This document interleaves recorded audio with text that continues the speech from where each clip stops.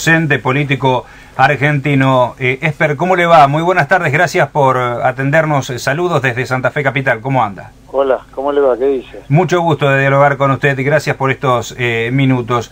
La pregunta que siempre parece genérica, pero tiene respuestas variadas y que venimos haciéndoles a todos los referentes y personalidades políticas es: ¿cómo está analizando estos 63 días de aislamiento, de cuarentena que llevamos aquí en Argentina? Bueno, sorprendido por que la sociedad le haya dado al gobierno 60 días de su vida laboral, que en muchos casos hay comercios, empresarios, productores, autónomos, monotributistas que han quebrado directamente en estos 60 días. O sea, hay gente que le ha entregado su proyecto de vida de trabajo y no veo que el gobierno, insisto, habiéndole la sociedad entregado 60 días de su vida de trabajo, de progreso económico, no siento que el gobierno haya estado a la altura de circunstancias. Supuestamente en estos 2 meses Argentina, o el gobierno argentino debería haber arbitrado los medios necesarios para estar haciendo millones de test por semana, cientos de miles de test por día, dada la población argentina, y a gatas estamos llegando a los 3.000 por día. Para tener una idea, Chile nada más, acá al ladito de la cordillera, está haciendo 6 veces más test diarios que nosotros. Y este es un tema crítico como para, y más después de 2 meses, y con un derrumbe económico monumental que está dejando mucha gente sin trabajo, va a ser una cuarentena mucho más a medida, mucho más focalizada, ir a los lugares y cuarentenar y confinar solo donde están los grandes focos infecciosos. Yo veo que hay ciudades, hasta provincias enteras, prácticamente sin contagio, con muy poquito contagio, sin muertos, que siguen cerradas básicamente. Eso me parece un verdadero delirio, disparate. Pero bueno, si usted no testea, usted no tiene claro dónde están los problemas y dónde está la ramificación del problema. Y yo creo que este es un tema crítico. No haber testeado de manera masiva, y esta es la gran pregunta, motivo por el cual yo hice una presentación amparándome en la ley de derecho a acceso a la información pública, de que por qué motivo estamos testeando tan poco, y dónde se está testeando, y cómo, con qué frecuencia, qué sectores, qué población, con qué criterio, qué se trajo en los famosos viajes de aerolíneas en los últimos días, donde eran vuelos heroicos que se hacían trayendo material sanitario. No sabemos nada de eso, nada. En otros países, mire, las conferencias de prensa de los ministros de salud y los secretarios de salud informan al detalle la cantidad de test, dónde, con qué frecuencia, en fin, es una cosa increíble. Acá es un oscurantismo con un tema que tiene que ver con la salud, una cosa insólita, la anemia que tenemos como sociedad, para reclamar, digo, ¿no?, al gobierno. No, lógico. Esper, lo consulto. A este presidente, Alberto Fernández, la línea histórica o la situación histórica como presidente del país lo colocó en esta, si se puede llamar, dicotomía o disyuntiva entre economía y salud. ¿Usted cómo ha tomado esta situación? ¿Hubiese obrado o tomado las mismas decisiones políticas que Alberto Fernández? Mire, yo a los 9 días de la primera versión de la cuarentena, o sea, el 29 de marzo, 9 días después del 20 de marzo, cuando comenzó la cuarentena, escribí una nota en Infobae diciendo: señor presidente, no es salud o economía, sino que es salud y economía. Esto que parece un simple cambio de una letra O por una letra I, es toda una definición, porque si usted hubiera entendido de entrada el primer día que esto era salud y economía, lo primero que hubiera hecho, decretada la cuarentena, es empezar a ayudar al sector privado, a la gente de trabajo, al comerciante, al industrial, para que no quiebre. El gobierno tardó como 5 semanas hasta que empezaron a aparecer los necesarios y correctos planes de ayuda a la gente de trabajo para que no quiebre, para que no se funda. Entonces el gobierno primero tardó mucho. En eso yo hubiera hecho todo muy diferente. Segundo, la cuarentena, 2 semanas después, usted debería haber testeado de manera masiva de entrada para empezar a hacer a partir de la 3ª semana una cuarentena más flexible, más focalizada, más a medida. No esta cosa de 6 semanas, perdón, ya llevamos 2 meses, más de 8 semanas, prácticamente con, en el mejor de los casos, la mitad del PBI todavía cerrado. O sea, Testeando de manera masiva de entrada, esa es una primera gran diferencia. Segundo, de entrada hubiera tirado un salvavidas a la gente de trabajo para no quebrar, acá se tardaron 5 semanas, segunda diferencia. Y tercera diferencia, a las 2 semanas de cuarentena, de la primera versión de cuarentena, yo hubiera aflojado la cuarentena porque tendría los test necesarios para hacer una cuarentena un poco más civilizada que esta. Esto de meter a todo el mundo en su casa durante 2 meses, me parece una cosa que en el siglo XXI, no sé, una cosa rara verla.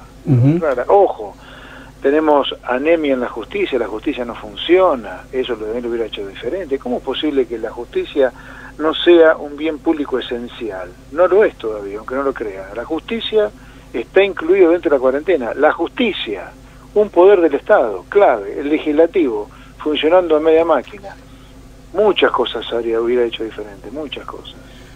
Un país que en diversos aspectos la está pasando mal. ¿Cómo lo ve a futuro la Argentina o el día después, cuando finalice esta famosa pandemia, ¿no?, que se está sufriendo? ¿Cómo ve el día después para la Argentina, los diversos aspectos? Bueno, a ver, Argentina, los datos oficiales del INDEC ya lo están diciendo. A ver, no sé si tomaron conciencia. Los datos, por lo mejor un poco para especialistas, pero los datos de marzo dicen que la actividad económica cayó 10% contra el mes de febrero.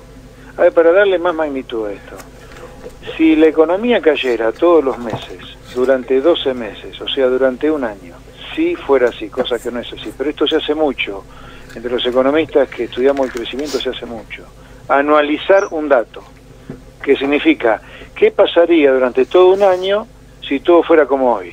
Se hace mucho eso. Bueno, el dato de Argentina está entre los peores, yo no sé si no es el peor dato de caída de actividad económica del mundo hoy. La actividad económica argentina cayó 10% marzo contra febrero. Eso significa que anualizado, que la economía argentina cayó 70% en marzo. Es el peor registro que hay en el mundo, si no es el peor, si no está cerca de ser el peor. O sea, Argentina está experimentando un derrumbe económico fenomenal hoy. Por lo tanto, ¿qué va a pasar cuando termine esto? Mire, no tengo la menor idea. Primero, tenemos que pasar todo esto en el medio de la pandemia. Esto recién empieza. Nosotros vamos a un drama económico de características muy difíciles de manejar, pero muy difíciles. No solo la caída de la actividad, detrás de esto va a venir la ola de desempleo, detrás de esto va a venir la ola de quiebras empresarias también, detrás de esto va a venir el aumento de la pobreza y las demandas de planes sociales para la pobreza en un Estado, en un gobierno, en un Estado, donde la recaudación se está haciendo trizas producto de que la gente está toda encerrada, cuarentenada y no trabajando. O sea, nosotros vamos a una situación económica de una complejidad enorme en el segundo semestre como tarde. Están los especialistas hablando de que mañana entraríamos oficialmente en default. ¿Cuál es el escenario que usted ve? ¿Y estaría dispuesto a participar de un comité de especialistas en caso de que el gobierno nacional en esta contingencia llame a economistas para tratar de resolver la situación? Empiezo por lo último, sí, si me convocaran con todo gusto, por supuesto, a formar parte del... Yo en esa nota que escribí a los 9 días de la primera cuarentena, dije que era necesario un comité de expertos que balanceara la opinión de los sanitaristas, porque si no se podían tomar medidas muy extremas en lo sanitario que produjeran un daño económico irreparable, y es lo que está pasando. Así que por supuesto que participaría de esas reuniones, si me convocaran, por supuesto, el presidente está en todo su derecho de no hacerlo, ¿no? Con respecto a la otra pregunta sobre el default, mire, no tengo la menor idea si mañana Argentina defaultea o no la deuda.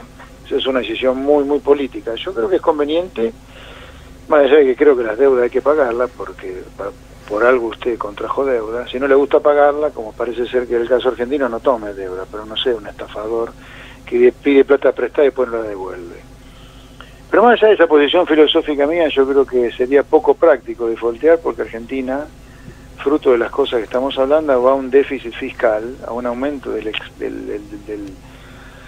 la diferencia entre gasto e ingresos enorme en el Estado. La recaudación se está destruyendo por la recesión y el gasto público está explotando, porque el gobierno tarde, pero bien, está tratando de salvar algo de la quiebra a gran parte de la economía. Entonces el déficit fiscal va a explotar. Sería muy grave o muy malo para la economía, para la gente de trabajo, que el gobierno se quedara con una sola forma de financiar el déficit, o sea, con emisión monetaria. Sería bueno mantener abierto el canal del crédito, de la deuda, y eso sería imposible en medio de un default, ¿no? Si necesitamos colocar deuda, usted no tiene que defaultear. Ojalá que el gobierno no defaultee. Esper, con respecto al plano político, esta última semana ha habido cruces principalmente entre provincia de Buenos Aires y ciudad. Más allá de esta situación que se está viviendo, ¿se está comenzando a jugar pensando en las elecciones del 2021? ¿Y hoy hay una oposición o hay un líder en la oposición? Bueno, Cambiemos tiene 100 diputados, ¿no? Yo no veo una oposición ahí de ninguna. Recién ahora están empezando a decir algo, pero durante los 2 primeros meses de cuarentena me parece que han tenido una actitud muy especulativa, ¿no? Viendo que las encuestas le van a un apoyo enorme a la cuarentena salvaje para mí que lanzó Fernández, están esperando que el consenso de la cuarentena caiga para criticar la cuarentena. No hay oposición, no hay oposición. No en vano el macrismo terminó devolviéndonos a los brazos del kirchnerismo otra vez, ¿no? O sea que son en muchas cosas lo mismo. Económicamente hablando, son muy parecidos. Esper, se heredó al otro, ¿no? Le dejamos un abrazo muy grande, gracias por su tiempo y... No, por nada, un placer. Chau, buenas tardes. Gracias, hasta luego. Hablamos con José Luis Esper, economista, docente, político argentino.